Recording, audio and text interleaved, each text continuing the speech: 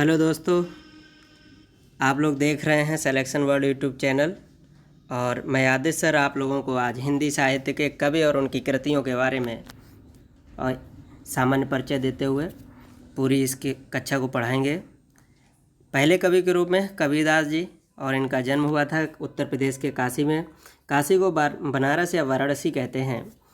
इनकी मृत्यु मगहर में हुई थी। मगहर उत्तर प्रदेश के वाराणसी ज़िले में ये कस्बा है। लालन पालन नीरू और नीमा नामक जुलाहा दंपत्ति द्वारा इनका किया गया था। इनकी पत्नी का नाम लोई था। इनके पुत्र का नाम कमाल एवं पुत्री का नाम कमाली था।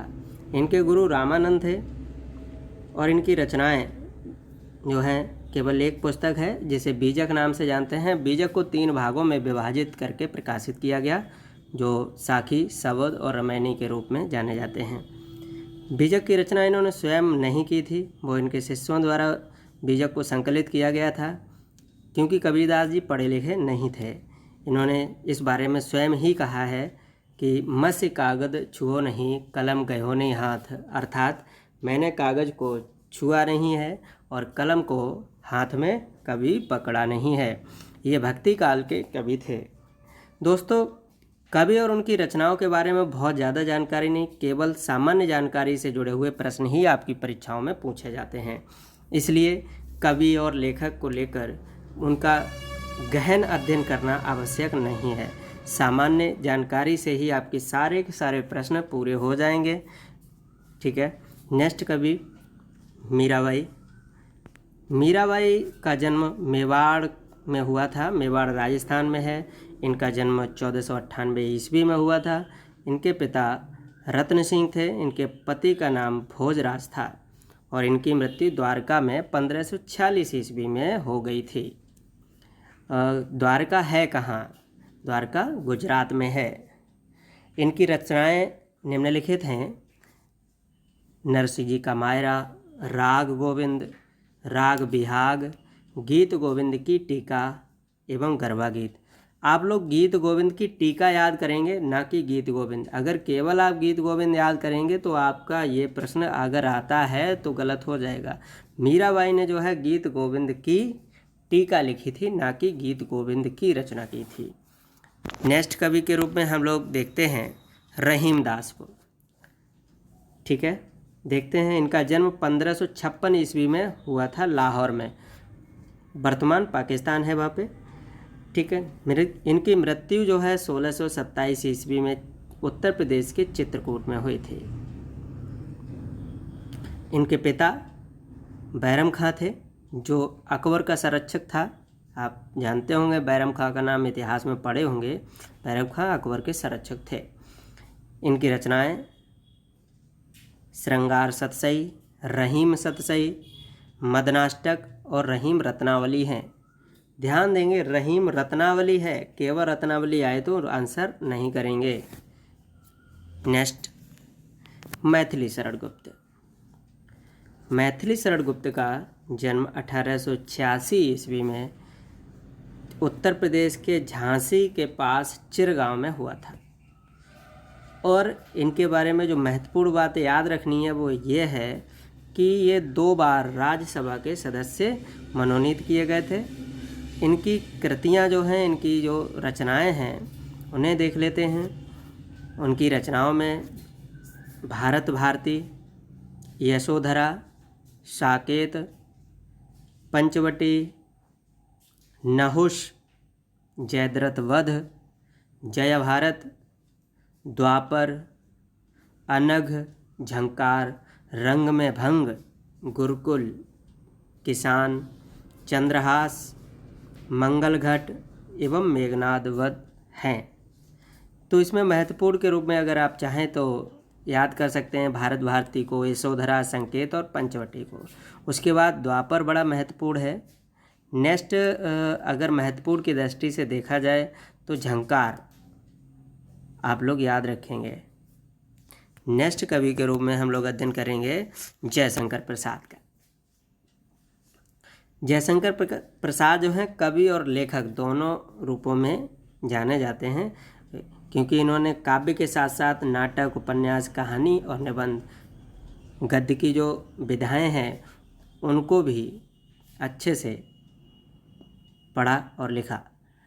देखते हैं, इनका जन्म 1890 ईस्वी में वाराणसी में हुआ था। इनकी मृत्यु 1937 ईस्वी में प्रयाग में हुई थी। प्रयाग बोले तो इलाहाबाद, इलाहाबाद बोले तो प्रयाग। इनकी मृत्यु का कारण क्षय रोग, ट्यूबरकुलोसिस था। इनकी रचनाएं जो हैं कविताओं के रूप में इन्होंने कामायनी की रचना की, आंसू, झरना और लहर, चित्रहार तथा कानन कुसुम इनकी कविताएं हैं, काव्य रूपी रचनाएं हैं। तो कई बार प्रश्न इस तरह से भी फंसा दिया जाता है कि निम्नलिखित रचनाओं में जयशंकर प्रसाद की कौन सी कविता है या कौन सी रचना काव्य में है। तो इस तरह से भी आपको याद रखना होगा कुछ प्रमुख कवि और लेखकों के बारे में। ठीक है, तो कामायनी, आंसू, झरना और लहर ये जयशंकर प्रसाद की महत्वपूर्ण कविताएं हैं। शुरू में जो 4 लिखी गई हैं, कामायनी, आंसू, झरना और लहर। नेक्स्ट है नाटक। नाटक में चंद्रगुप्त, स्कंदगुप्त, ध्रुव स्वामिनी, राजश्री, ये एक ही परिवार की सारी रचनाएं हैं। चंद्रगुप्त है, स्कंदगुप्त है, ध्रुव स्वामिनी है, राजश्री है। अजातशत्रु, कामना, एक घूंट, जन्मेजय का नागयज्ञ, ये इनके नाटक हैं सभी। तो इसमें एक जो महत्वपूर्ण है वर्तमान में परीक्षा की दृष्टि से वो है एक घूंट। ये जयशंकर प्रसाद का नाटक है। उपन्यास के रूप में इनके 3 उपन्यास हैं, कंकाल, तितली और इरावती। आप लोग याद रखेंगे कि जब ये इरावती को लिख रहे थे उसी समय इनकी मृत्यु हो गई। इस वजह से ये अपूर्ण उपन्यास है। अगर पूछा जाता है कि जयशंकर प्रसाद का कौन सा उपन्यास अपूर्ण है, मतलब वो पूरा नहीं कर पाए और उससे पहले इनकी मृत्यु हो गई, तो वो इरावती है। नेक्स्ट, कहानी में इन्होंने प्रतिध्वनि, आंधी और इंद्रजाल तथा आकाशदीप लिखी हैं। निबंध केवल इनका एक है, कला और काव्य। तो कहानी इनकी याद रखेंगे, जो इनकी कहानी आकाशदीप, आंधी और इंद्रजाल हैं, ये परीक्षा की दृष्टि से बहुत ही महत्वपूर्ण हैं। उपन्यास तो अक्सर पूछे ही जाते हैं, उम्मीद करता हूँ आपको याद भी होंगे, कंकाल और तितली। लेकिन इरावती महत्वपूर्ण हो जाता है क्योंकि ये उसे पूरा नहीं कर सके थे और उससे पहले ये मृत्यु को प्राप्त हो गए थे क्षय रोग के कारण। ठीक है, नेक्स्ट, भारतेंद्र हरिश्चंद्र। भारतेंद्र हरिश्चंद्र को भारतेंद्र युग के प्रवर्तक के रूप में जाना जाता है। आप लोग अच्छे से याद कर लेंगे, भारतेंद्र हरिश्चंद्र ही हैं जिन्हें भारतेंद्र युग के प्रवर्तक के रूप में जाना जाता है। इनका जन्म 1850 ईस्वी में वाराणसी में हुआ था। साथियों, अब यहाँ पर एक चीज़ देखेंगे कि कई जो है कवि अभी आप लोग देखे हैं, या तो उनका जन्म वाराणसी में हुआ या उनकी मृत्यु वाराणसी में हुई। तो इस बात को लेकर थोड़ा सा सचेत रहेंगे, कहीं ऐसा ना हो कि कन्फ्यूजन हो जाए कि किसका जन्म कहाँ पर हुआ। तो वो चीज़ को थोड़ा सा क्लियर कर लेंगे सही से पूरा याद करते समय। ठीक है, इनकी मृत्यु 1885 ईस्वी में हुई। अब इनकी मृत्यु भी क्षय रोग से हुई है, जयशंकर प्रसाद की भी क्षय रोग से हुई है। तो कुछ कवि के बारे में कॉमन बातें जो निकल के आती हैं तो उन्हें इंटरलिंक कर लेंगे, जिससे कि याद रखने में असुविधा नहीं होगी। देखते हैं इनकी रचनाओं में इनके काव्य देखते हैं, अर्थात कविताएं इन्होंने कौन कौन सी लिखी हैं भारतेंद्र हरिश्चंद्र ने। देखिए, प्रेम माधुरी, प्रेम तरंग, प्रेम सरोवर। भाई सरोवर में ही तो तरंग आती है, तो प्रेम सरोवर है, प्रेम सरोवर में प्रेम तरंग है। ठीक है, प्रेम आश्रु वर्णन, ये भी याद हो जाएगी। प्रेम आश्रु वर्णन अर्थात प्रेमाश्रु, यहाँ पर जो है प्रेम और आंसू का जो है संधि कर दिया गया है।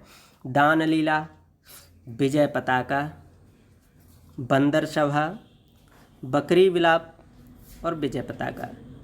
विजय पताका 2 जगह लिख गया है। विजय पताका इनकी रचना है, कविता है। बकरी विलाप याद कर लेंगे, अच्छी रचनाएं हैं इनकी परीक्षा की दृष्टि से।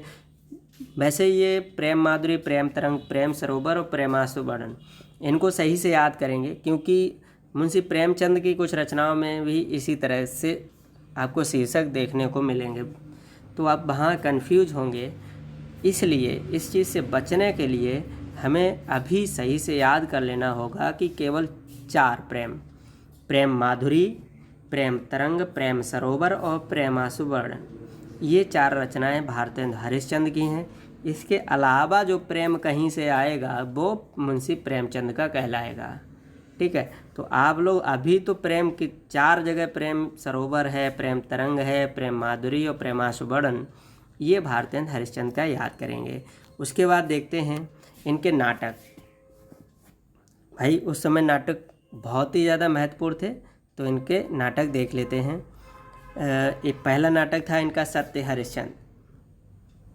उसके बाद दूसरा जो है वैदिकी हिंसा हिंसा न भवते, वैदिकी हिंसा हिंसा न भवते।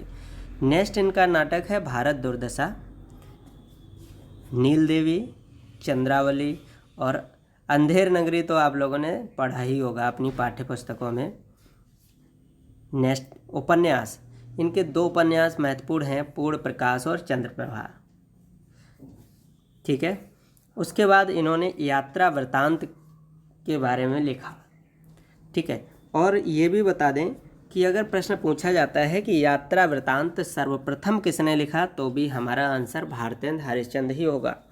ठीक, अगर पूछा जाता है कि प्रथम यात्रा वृत्तांत कौन सा था, तो सरयू पार की यात्रा।